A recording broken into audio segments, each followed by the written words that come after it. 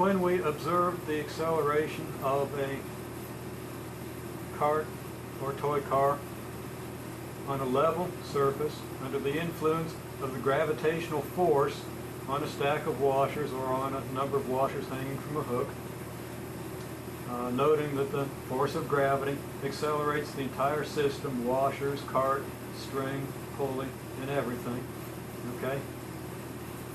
We observe the acceleration, or we determine, we actually observe the time interval over a given distance from rest, and we infer the acceleration of the toy car as a function of the number of washers. Our data, a toy truck coasting 49 centimeters from rest. We started with 5 washers. The delta T required to coast 49 centimeters was 1.98 seconds. 6 washers was 1.71 seconds. 7 washers was 1.54 seconds. In order to get the graph that we want for acceleration versus number of washers, we're going to have to translate these delta T's over the 49 centimeter distance increment into accelerations. Now, how do we do that?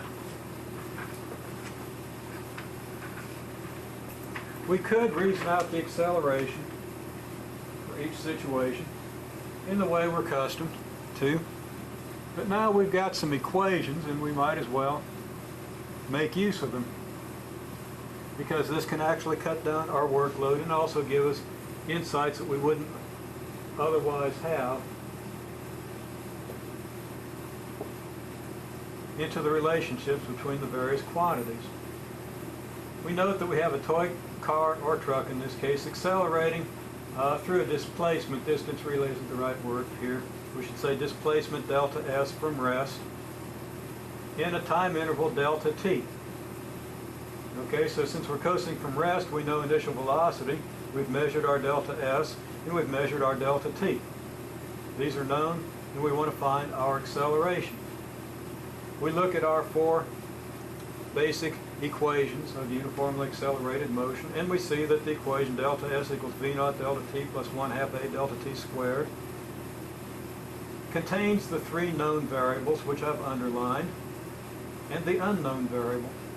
So we can take this equation and solve it for A.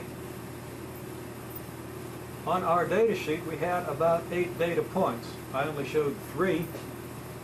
But when we're calculating for 8 data points, there's a real advantage in first solving for A and then just plugging our information into the resulting equation.